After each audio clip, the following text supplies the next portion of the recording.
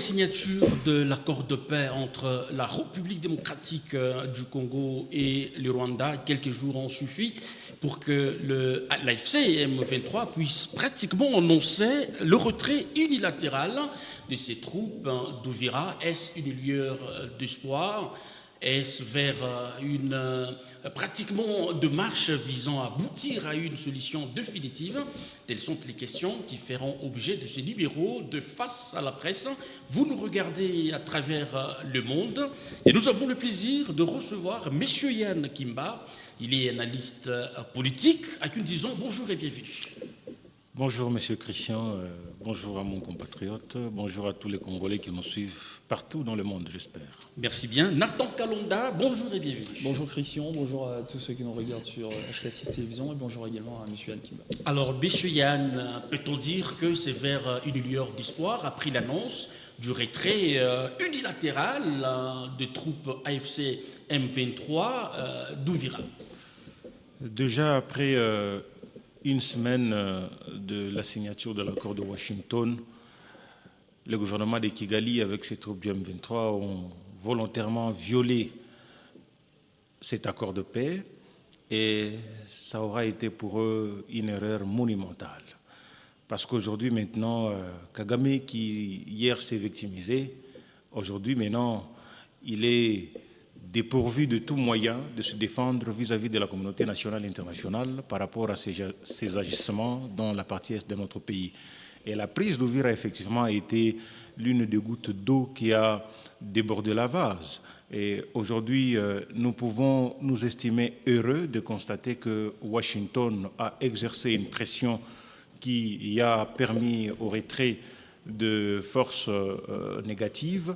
Et je pense que cela ne devrait pas se limiter seulement qu'à la ville d'Ouvira. Elle doit encore continuer jusqu'à ce que tout le territoire jusqu'ici occupé par les forces négatives soit sous contrôle de l'armée loyaliste. Donc ce sont les États-Unis qui ont fait cette pression, sinon ces troupes n'allaient pas annoncer ce retrait. Ben absolument, parce que nous, on est observateurs des accords, on est respectueux des accords de principe, surtout les accords qui aboutissent au maintien de la paix. Et il aurait fallu de notre part respecter ce que toutes les nations du monde ont comprises sur la signature de Washington. Et Kinshasa, justement, aujourd'hui, peut avoir maintenant toutes les raisons valables de se dire, effectivement, nous sommes agressés par le Rwanda, que Kagame niait. Et je pense que c'est une victoire diplomatique.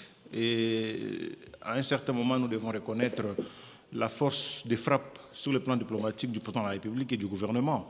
Parce que déjà hier, ce qui était impossible... Vous saluez déjà? Absolument. Juste après la signature, on a vu comment est-ce que c'était avec engouement, surtout vous de l'Union sacrée, vous aviez salué la dite victoire. Monsieur Moutiampa, vous savez que depuis l'histoire de l'humanité, ce sont les accords qui ont donné la paix au monde, même les accords de Versailles, le traité de Rome.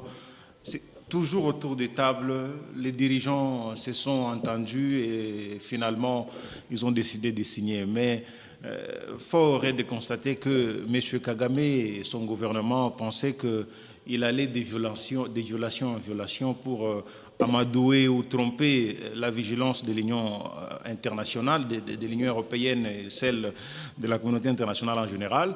Aujourd'hui, nous sommes satisfaits et nous demandons à ce que Washington, qui a manifesté volontairement la décision vraiment de faire respecter cet accord, puisse exercer encore la pression permanente, même si le M23 semble donner des évidences, des conditions pour ce retrait, mais je pense qu'il faut balayer cela du revers de la main et privilégier seulement et simplement le respect de l'accord. Pourquoi n'avoir pas annoncé le retrait dans tous les territoires sous occupation du M23 et tout ça? Mais ici, c'est juste une partie d'Ouvira. Et vous chantez déjà la victoire. Déjà, notre vœu n'est pas seulement de voir le M23 et AFC, y compris les troupes rwandaises, se retirer simplement d'Ouvira. Le vœu et de voir ce retrait être effectif dans l'ensemble de tous les territoires sous occupation.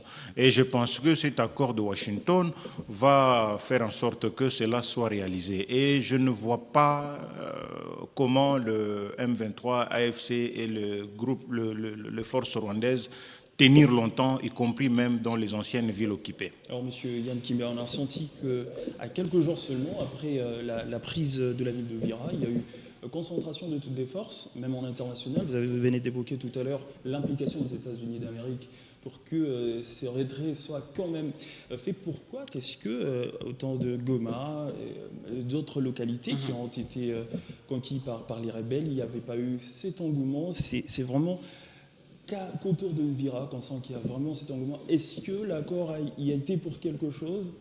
Déjà, dès le départ, l'accord est à saluer parce que la prise de Goma et des autres villes ou des autres localités, il n'y avait pas encore cette décision imminente de Washington, y compris de Doha. Et aujourd'hui, maintenant, c'est le retombé de cet accord qui commence à porter ses fruits. Et nous pouvons demeurer, en tout cas, optimistes quant à la libération de toutes les localités qui sont encore jusqu'ici occupées par les forces rebelles. Et nous sommes plus que convaincus que, quel que soit le temps, je pense que nos amis qui ont accepté de prendre les armes contre le peuple congolais finiront par disparaître parce que le peuple gagne toujours. Et nous invitons simplement la communauté internationale à exercer encore la pression parce que Kagame aujourd'hui il est totalement dépourvu de tous les moyens de se victimiser. Déjà par le simple fait de prendre la ville d'Uvira après une semaine seulement de la signature de l'accord de Washington, cela démontre clairement que Kagame était de mauvaise foi pour aller jusqu'au bout du respect de l'accord de Washington et le respect des principes signés. Et aujourd'hui, je pense qu'il ne peut que s'en prendre à lui-même et je sens déjà sa fin imminente et nous n'avons pas peur de le voir non seulement tomber dans la sous-région, mais tomber également dans son pays. Mais dans le communiqué du AFC M23, la date n'est pas indiquée du début de ces retraits-là. Est-ce que ce serait un piège tendu? Non, c'est une farce, simplement, de la part de nos amis du M23, parce qu'ils n'ont plus de moyens, ils n'ont plus de manœuvres.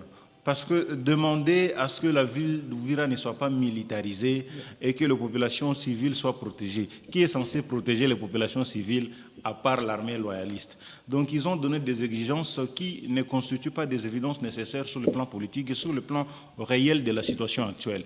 Et moi je pense que peut-être le fait qu'ils ont pris Uvira avec tant d'arguments, avec tant d'énergie, et à l'arrivée, ils sont totalement désillusionnés. Ils ne peuvent que forcément nous présenter un tableau qui semble leur donner un peu de crédit, mais je pense que c'est une farce. L'accord, est-ce que a-t-il prévu de garde-fous au cas où il ne serait pas respecté, il y aurait des contraintes strictes? Mais absolument. Déjà, le fait de prendre la ville d'Uvira, vous venez de voir la pression que Washington a exercée. Et aujourd'hui, pendant que je vous parle, Washington et toute la communauté internationale prend Kagame pour témoin de toutes les atrocités qui se passent dans notre pays. Et la pression qui a été exercée sur Uvira pour que ces troupes soient libérées, elle sera la même, mais plus que même ça, afin de le booster, d'aller hors d'état, de nuire et protéger nos populations. Parce qu'aujourd'hui, nous pouvons maintenant croire que Washington tient énormément sur cet accord de paix. Parce qu'avant cela, avec le discours de Donald Trump, ça semblait un peu perturber l'opinion congolaise. On dirait que Trump n'était pas totalement ancré dans l'affaire, il n'avait pas vraiment ce pieds dans la situation. Mais là, il vient de prouver le contraire, que Washington a un œil très renforcé, très regardant sur la situation qui se passe dans la partie orientale de notre pays. Et cela nous montre clairement que même dans la ville de Goma et toutes les autres localités, je pense que le M23 ferait mieux de se préparer pour leur retrait définitif. Vous ne voyez que Kagame. Derrière lui, ne voyez-vous pas d'autres puissances? Non, pas du tout. Moi, sincèrement, s'il faut qu'on analyse avec l'œil scientifique cette situation, Je ne vois même pas le M23. Comme le chef de l'État l'avait dit, que ce sont des marionnettes, ils sont sous le gide du gouvernement de Kigali, ils sont sous commandement du gouvernement de Kigali. Il suffit de faire tomber l'arbre et puis Donc vous tout sera fini. Kagame, derrière lui, il n'y a pas d'autres pays qui seraient de mèche avec lui. Je pense que de grandes puissances. Je pense qu'il peut y avoir certaines grandes puissances, mais à l'allure où les choses évoluent, je pense que Kagame est en train de perdre la crédibilité, même de ses soutiens occidentaux. Et aujourd'hui, je suis très convaincu que Kagame est en train petit à petit d'être lâché par la même communauté internationale. Parce que ce qui était impossible hier devient possible aujourd'hui grâce à la diplomatie agissante du chef de l'État. Qui l'aurait cru que Washington exercerait une pression imminente sur le gouvernement de Kigali afin que lui-même autorise à ses pantins de se retirer de la ville d'Uvira. Hier, c'était impossible, mais aujourd'hui, ça devient possible. Cela montre que c'est déjà un grand pas de géant franchi par le Ce ne serait pas Washington. danser plus vite que la musique, alors que l'effectivité de l'annonce est très loin d'être observée jusque-là. Non, mais par contre, c'est plus Kigali qui a plus dansé. Et c'est le moment qu'on arrête avec la musique. Parce que ça fait pratiquement, je pense, 2 ans que voilà, le gouvernement de Kigali exerce sa domination dans la partie orientale de notre pays via M23 et AFC. Et maintenant, il faut qu'on arrête avec cette musique-là. Kagame est en train petit à petit de tergiverser, est en train petit à petit de s'effondrer. Et la communauté internationale que vous voyez, elle peut vous soutenir aujourd'hui, bien évidemment, elle peut vous rendre fort aujourd'hui. Mais demain, lorsque la menace s'accentue sur vous, je pense que c'est toujours la même communauté internationale qui va vous abandonner, en tout cas sans remords. Et Kagame est en train de connaître ça. Et je suis en train de le voir perdre non seulement son influence dans la sous-région, mais aussi l'influence dans son pays. Parce que le vœu maintenant de la communauté internationale n'est pas de bloquer Kagame d'exercer son pouvoir dans la sous-région ou avoir de l'influence sur les matières premières de notre pays dans sa partie orientale. Mais aussi, il faut qu'il soit totalement démuni dans son propre pays afin qu'il y ait un autre régime qui va œuvrer pour la paix et le développement de la sous-région. Kimba venait de parler tout à l'heure de cette impossibilité qu'il y avait avant. On a remarqué que cette fois-ci, Washington est en train de vraiment s'investir pour que cette paix puisse être retrouvée. Avant, la RDC décriait, et on pensait même que la RDC n'était pas entendue, mais cette fois-ci, Washington s'implique. Il n'y a pas eu seulement une signature de l'accord de paix, il y a eu également un autre accord économique qui a été signé entre les États-Unis et la République démocratique du Congo. Est-ce que cette implication de Washington pourrait s'expliquer par le profit que Washington pourrait tirer également de la RDC et non la restauration de la paix finalement? Bien évidemment, je ne pense pas dire que Trump a une bonne volonté, mais Trump voit carrément ses profits. Les minéraux sont mis en jeu. Bien entendu. Vous savez que nous sommes un pays aux richesses immenses. Nous attirons la curiosité de toute la planète, il faut qu'on se le dise. Et Washington, au-delà de tout, a besoin d'un partenariat fiable avec la République démocratique du Congo. Parce qu'aujourd'hui, la RDC, on ne peut pas s'en passer de ce pays richissime. Quel est le seul pays au monde qui veut le développement qui va s'en passer de la RDC? Quel est le seul continent qui peut s'en passer de la RDC actuellement? Je crois aucun continent, aucune nation. Alors, y compris Washington. Le vœu de signer un accord économique avec Washington, je pense que ce n'est pas du tout mauvais, étant donné que si cet accord peut bénéficier à l'ensemble également de la population congolaise. Parce que nous voulons des investisseurs, et pour que les investisseurs arrivent à déployer, à donner de moyens colossaux pour un investissement quelconque, il faut au préalable se rassurer que la paix soit garantie. Donc au nom de la paix, on peut brader tout ce que nous avons comme... Non. On n'a pas bradé le minerai. Mais l'accord que nous avions signé avec la Chine lors du régime passé, qui continue aujourd'hui à porter ses fruits, quand bien même nous fustigeons que les fruits ne sont pas insuffisants pour permettre à ce que la République démocratique du Congo décolle. Qui a fustigé cela et qui a traité cela comme étant le bradage? Je crois qu'à un certain moment, nous devons être réalistes. Nous sommes un pays et nous avons besoin de tout le monde qui veut venir investir dans notre pays pourvu que le vécu quotidien de la population change. Nous sommes un pays où on ne peut pas s'en passer. je pense sincèrement qu'il faut peut-être avoir de la patience, trouver cet accord économique, le lire et le relire, le discerner, le décortiquer, le comprendre pour émettre un point de vue. Parce que l'opposition ne peut pas se prononcer sur un accord qui n'est pas encore jusqu'ici dévoilé. Je ne pense pas que même vous avez l'accord économique signé entre Kinshasa et Washington. Alors ici, il faut préciser que plusieurs gisements miniers sont chapeautés par les Chinois sur une grande partie de la République démocratique du Congo. Et les Américains viendront exploiter quoi d'autre? Où il y aura remplacement, ça se fera comment? Alors que sur le terrain, il y a existence de précédents accords miniers avec les Chinois.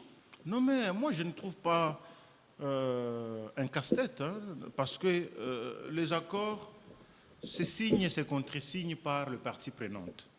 Économiquement parlant, si la Chine peut continuer à investir sans pour autant toucher aux intérêts des Américains, moi je pense qu'il n'y a pas de problème. Parce qu'aujourd'hui, nous avions œuvré plusieurs années avec la Chine. Il faut qu'on se le dise. Mais pour quel résultat, chers compatriotes? Donc vous êtes déçus de la présence des Chinois? Mais oui, je ne suis pas contre les Chinois. Peut-être ce sont les Congolais qui nous dirigeaient précédemment qui n'ont pas pu canaliser les moyens octroyés par la Chine au gouvernement congolais afin d'améliorer les conditions de vie de la population. Mais s'il faut qu'on analyse la réalité en face, je pense que la présence de la République populaire de Chine en République démocratique du Congo n'a pas apporté beaucoup de fruits. Mûrs, parce que déjà nous n'avons pas de route, parce que déjà nous n'avons pas l'électricité, parce que déjà les Congolais ne sont pas bien rémunérés dans les entreprises chinoises. Parce que voilà, eux respectent les accords et tout ce qui va avec. Voilà pourquoi je dis, si c'était la faute aux anciens gouvernants, c'est aux gouvernants actuels de prendre des mesures. S'ils trouvent que la Chine peut à elle seule continuer à œuvrer dans le secteur minier et que la population ait sa part parce que les ressources naturelles appartiennent aux Congolais, l'argent de l'État c'est l'argent des Congolais, si le gouvernement actuel estime que la Chine c'est un bon partenaire et qu'il y a du gagnant-gagnant, la population se retrouve, moi je pense qu'on peut continuer. Mais actuellement, si on me pose la question de savoir est-ce que la Chine a apporté grand-chose dans notre pays, je dirais non. Déjà par les conditions de vie des employés congolais au sein de leurs entreprises, qui restent jusqu'ici déplorables. Et si les Américains peuvent venir faire le contraire et redorer l'image de notre pays dans un partenariat gagnant-gagnant, je pense qu'on ne peut pas non plus fermer les portes à Washington, qui du reste semble imminemment être intéressé par la République démocratique du Congo. Est-ce qu'aujourd'hui on peut dire que la souveraineté de l'État congolais est désormais dépendante, cette souveraineté, des États-Unis d'Amérique? Non, pas du tout. Nous sommes la plus belle femme du monde qui attire tout le monde. Et nous n'avons besoin que du plus beau mari aussi. C'est-à-dire celui qui va entretenir cette belle femme courtisée. C'est presque la prostitution. La RDC, non, pas du tout. Il n'y a pas de prostitution quand on sait que le miel attire plus des abeilles, mais ces mêmes abeilles risquent aussi de nous faire mal lorsqu'on ne sait pas les diagnostiquer avant. Donc je pense sincèrement que la RDC étant la plus belle femme qui puisse exister depuis la création du monde. La plus belle femme, mais le fruit. Aujourd'hui, la population extrêmement pauvre. Elle a besoin d'un bon mari. Ce bon mari, c'est cet investisseur. Non, je ne parle pas seulement des Américains. Je peux pas, comme je vous ai dit tantôt, c'est toutes les nations du monde qui sont intéressées par les richesses de la République démocratique du Congo. Aujourd'hui, même la Russie, même si elle ne se prononce pas officiellement, mais officieusement, la Russie est en train de courtiser la RDC. Donc c'est à nos gouvernants actuels de comprendre avec qui il faut signer un accord et pourquoi le faire et pour quel avantage pour l'ensemble de la population congolaise. Parce qu'il est inadmissible aujourd'hui d'avoir encore des gouvernants qui ne voient que leur propre ventre. Il faut privilégier l'intérêt commun et c'est notre lutte. C'est l'intention que vous avez ? Mais justement, parce que nous devons quand même changer de paradigme. Nous devons quand même voir les choses autrement. Que vous êtes de l'Union sacrée. Il est évident que ceux qui gouvernent doivent comprendre une seule chose. La gouvernance, elle appartient au peuple. Et c'est le peuple qui vous mandate et vous devez le servir comme il faut. Et en servant le peuple comme il faut répondre à ses besoins primaires et secondaires. Alors, il y a le cardinal Ambongo qui a estimé que si et seulement si leur démarche a été prise en compte précédemment, on n'aurait pas autant de victimes, comme c'est le cas Comment vous avez trouvé son message appelant inévitablement la tenue du dialogue inclusif? C'est vrai que moi je suis parmi les rares personnalités au sein de l'Union sacrée qui prônent le dialogue. Et moi je me dis toujours, quoi qu'il en soit, nous finirons toujours par dialoguer. Et le dialogue, il nous sera nécessaire. Et c'est que le cardinal Ambongo a dit, je pense que promouvoir le dialogue, c'est de son droit en tant que citoyen congolais au-delà de tout. Et nous autres qui défendons le dialogue, c'est de notre droit, ça fait la beauté de la démocratie. Mais ceux qui ne sont pas pour le dialogue avancent aussi leurs argumentaires. Et je pense au finish, il faut peut-être maintenant que chacun se dissocie de son émotion et de voir la réalité en face. Quelle est la situation actuelle qui nous concerne tous? Est-ce que le dialogue peut être nécessaire pour que nous mettions fin définitivement à toutes les frustrations, à tous les conflits politiques, économiques que nous avons dans ce pays? Et si nous pouvons dire oui, je pense qu'il est nécessaire de dialoguer. Mais je pense que sur cette question, elle divise l'opinion congolaise. Je suis toujours parmi celui qui aimerait bien voir les chefs de l'État tendre sa main. Est-ce déjà tard? Aujourd'hui, est-ce qu'on peut dire la non-tenue de l'accord jusque-là serait à la base des victimes qui croupissent dans les territoires sous occupation? Il n'est jamais tard pour faire bien, surtout en politique. Parce que ceux qui ont pris les armes contre la nation, ils n'ont pas non plus le droit de faire de la population congolaise leur propre proie, leur propre victime. Au nom de quoi ils doivent exiger nécessairement la tenue du dialogue. Je pense que les Congolais rebelles doivent éviter d'endeuiller les familles congolaises, prétextant que c'est à l'issue de ces agissements incontrôlés que Kinshasa va convoquer un dialogue. Non. C'est-à-dire, ils sont là aussi en train de défendre leur cause. Mais on ne défend pas sa cause en tuant ses propres frères. Voilà pourquoi j'ai toujours dit, la justice doit faire indépendamment son travail de tous ceux et toutes celles qui se seraient impliqués dans la tuerie de nos compatriotes. Mais sur le plan politique, nous devons nous soustraire de nos casquettes, de nos tendances, de nos couleurs politiques et privilégier l'intérêt comme de braves hommes et trouver un consensus qui va nous permettre de relancer le développement économique de notre pays. Monsieur Ntimba, on va revenir sur la question du dialogue. Est-ce que le dialogue, c'est justement une façon de satisfaire les différentes attentes de tendances politiques, ou est-ce qu'il y a gain du peuple? Parce que vous venez d'évoquer ici tout à l'heure que le peuple doit être mis au centre de tout ce qui s'est fait en politique pour son bien-être. Est-ce que le dialogue va permettre à ce que le peuple se retrouve, ou c'est juste une façon de satisfaire le besoin des différentes tendances politiques? C'est déjà la seule issue, pour moi, qui donnera la lueur d'espoir au peuple congolais dans son ensemble. Et comment ça va se faire concrètement? Étant donné qu'il faut se le dire, nous avons certes une armée, mais c'est une armée extrêmement infiltrée. Comment pouvez-vous comprendre que des villes en villes, des territoires à territoires tombés et contrôlés par les rebelles, il n'y a pas de résistance? Non, mais on parle Parce que repli stratégique. Non mais repli stratégique. Qui donne l'ordre pour qu'il y ait ce retrait stratégique? Pendant ce temps, le rebelle continue à faire du mal, à endeuiller les familles congolaises. Même si dans notre pays, certaines personnalités qui occupent des fonctions représentatives du pouvoir étatique n'ont pas la culture de démissionner. Parce que dans un pays sérieux, avec tout ce qu'on est en train de subir, les répondants directs doivent démissionner, notamment le ministre de la Défense. Il devrait démissionner. Mais comment? Mais c'est le chèque, parce que déjà, il ne sait pas nous dire pourquoi est-ce que Ouvira a été aussi facilement prise par les forces rebelles.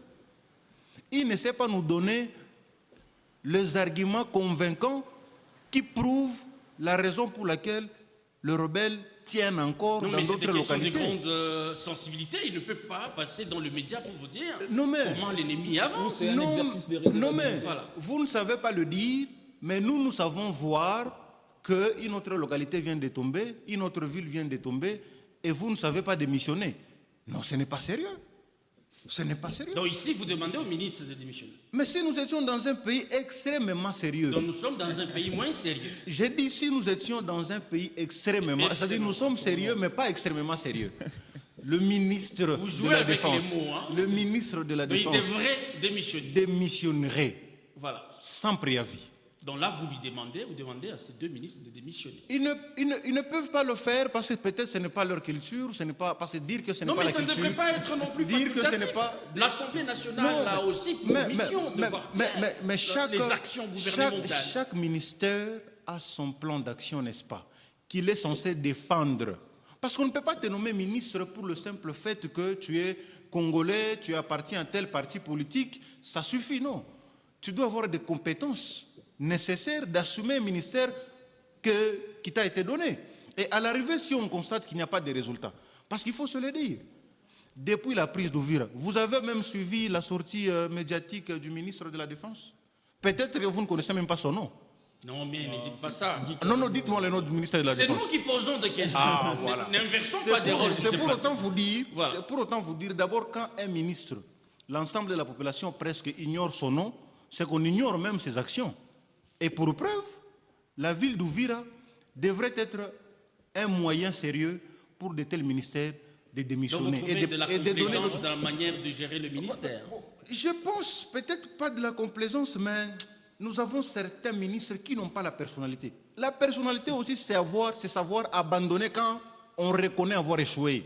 Abandonner pour qu'ils redeviennent chômeurs. On n'est pas là Donc, c'est seulement. facile, en RDC. On n'est pas ministre que pour l'argent, que pour des missions improductives. On est ministre aussi pour assumer les échecs. On est ministre aussi pour assumer ses succès. Alors, quel rapport établissez-vous entre le dialogue et la guerre à l'Est?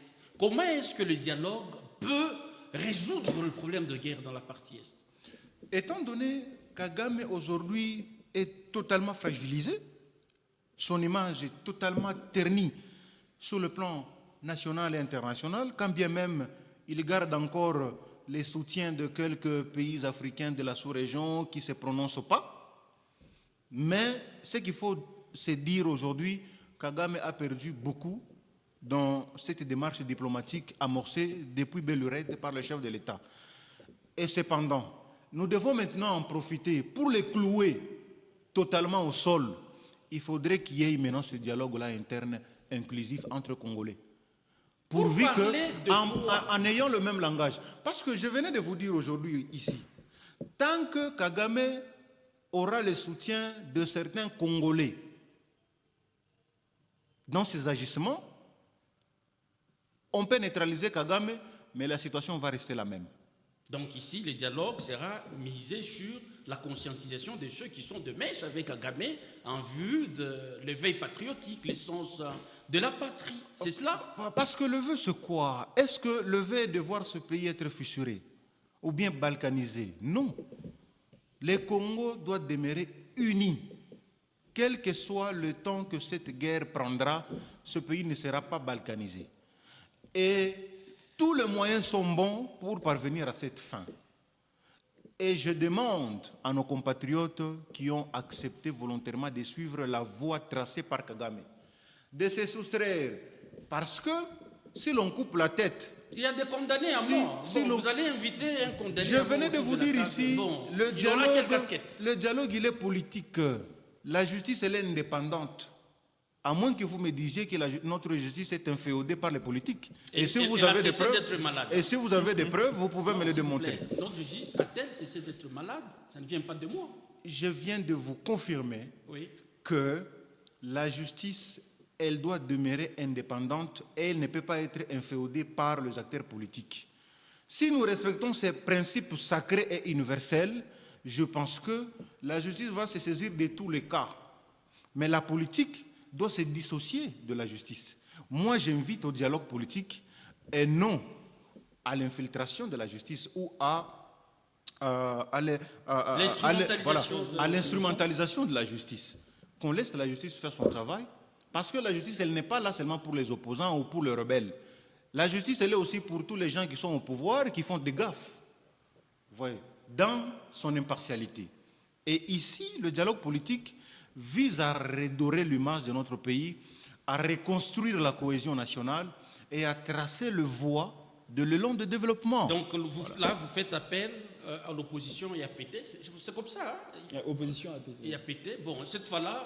Est-ce que vous allez considérer vraiment Voilà, cette opposition Vous venez de m'informer, hein?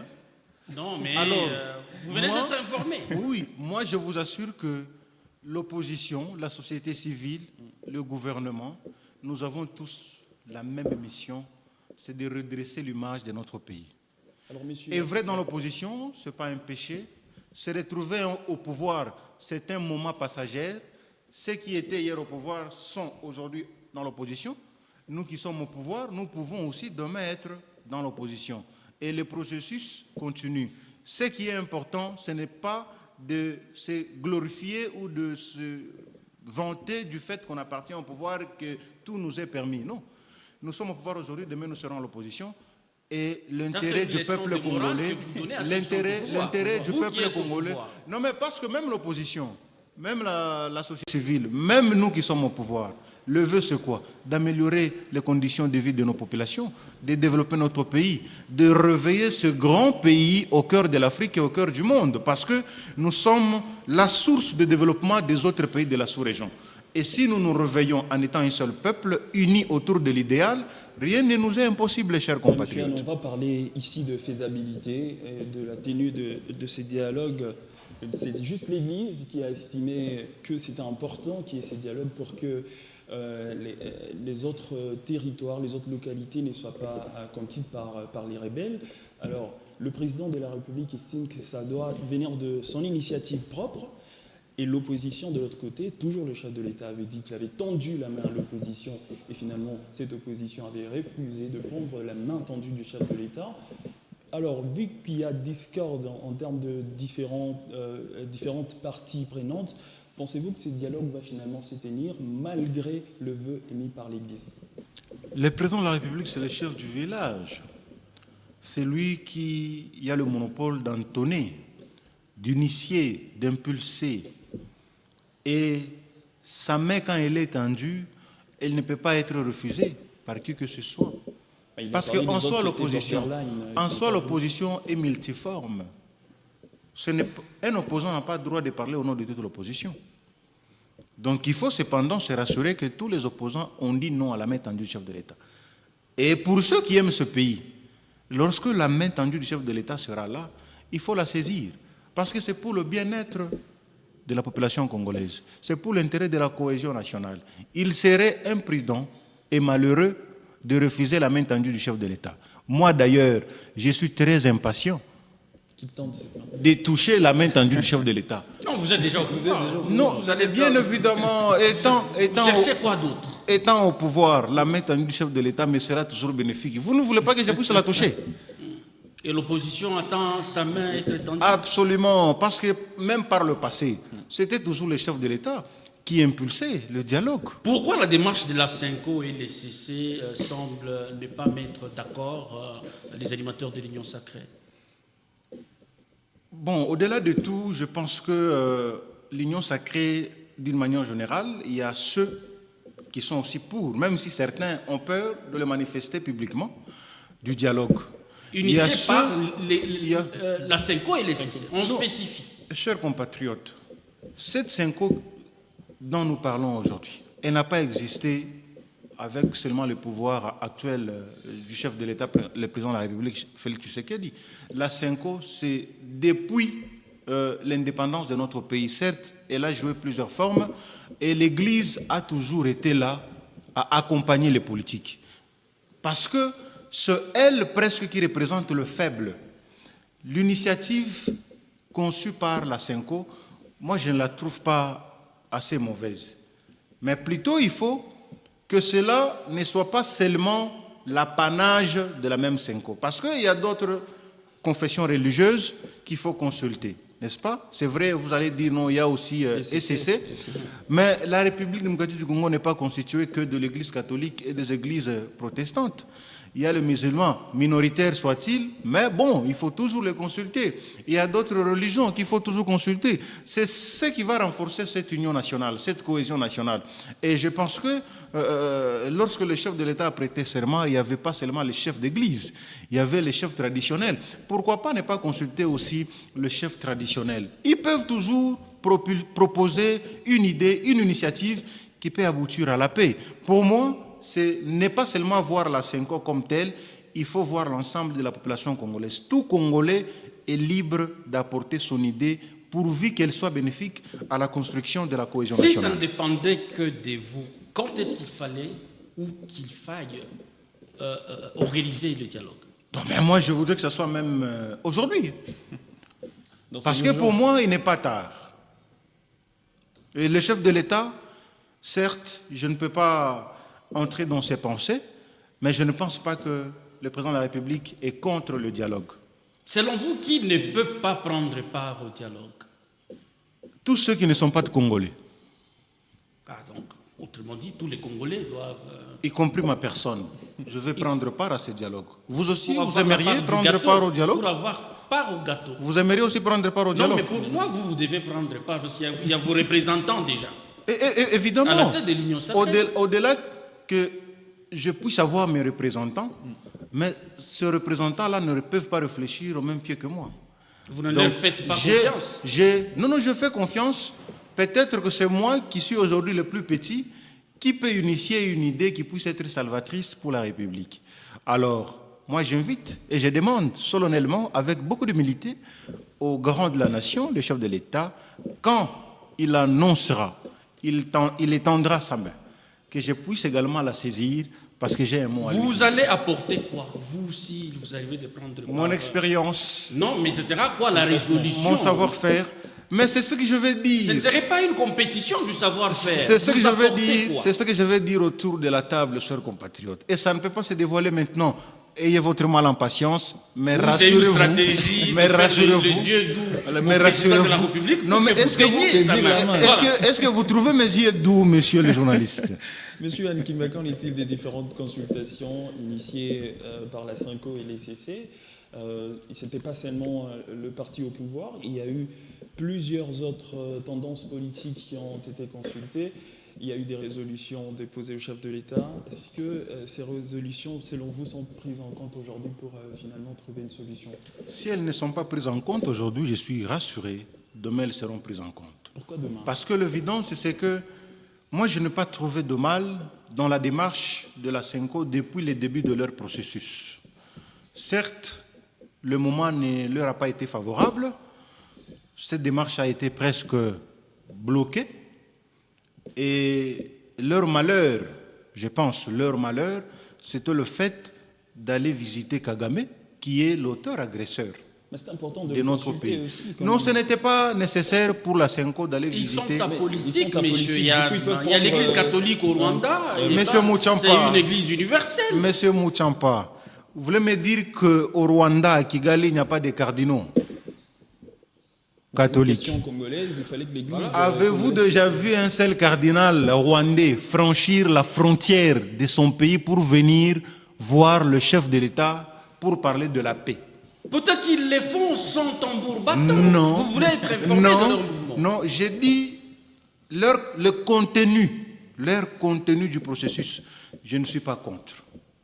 Je suis d'accord qu'ils sont des Congolais. Ils ont proposé, selon eux, le voies et moyens qui nous permettront d'aboutir à cette pacification dans la partie orientale.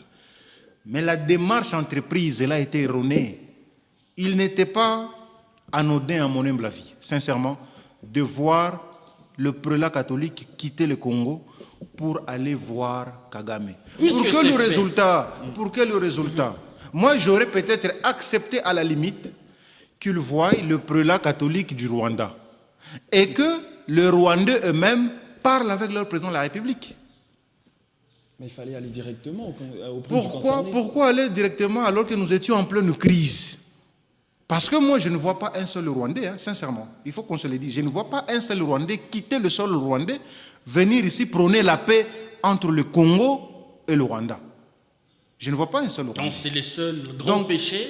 Oui, qu'ils ont commis. c'était pas important. Mais le reste, leur démarche, j'approuve, je soutiens, et je veux simplement qu'il y ait ce dialogue. Mais comment consulter sans avoir le 200 de cloche? Parce que c'était important d'avoir la version congolaise et finalement aussi la version du Rwanda. Monsieur, ils n'avaient pas mandat, parce qu'ils ont commencé par voir le chef de l'État. Ils n'avaient pas mandat d'aller voir Paul Kagame. Pour quel intérêt? Parce que déjà Kagame lui-même, si nous sommes dans cette situation, c'est à cause de lui. Et aujourd'hui, si on analyse leur présence avec Kagame, quel est le résultat de leur présence? Parce que ça n'a pas changé. Vous n'avez pas l'impression que le résultat dépendrait de la volonté politique? Voilà, le plus important pour moi, c'était de réunir les Congolais, de parler aux Congolais et de ne s'y limiter que sur le territoire congolais. Le reste, le chef de l'État l'a fait sur le plan diplomatique. Kagame est aujourd'hui désorienté dans ses pensées, dans ses manœuvres machiavéliques pour désorienter, détruire l'avenir de notre pays. Et il est à la fin, hein, il est à sa fin, rassurez-vous, il est à sa fin et il est en train de perdre toute sa crédibilité sur le plan national. Et si on vous demandait de lui adresser un message, ce serait lequel? À Paul Kagame? Oui. Mais déjà, s'il faut que je lui dise, parce que déjà lui, il n'aime pas écouter les Congolais, mais je vais quand même essayer de lui dire un mot. Vous avez assez fait du mal au peuple de la sous-région. Je pense que le temps, monsieur le président rwandais, de compliquer chaque chose à sa fin.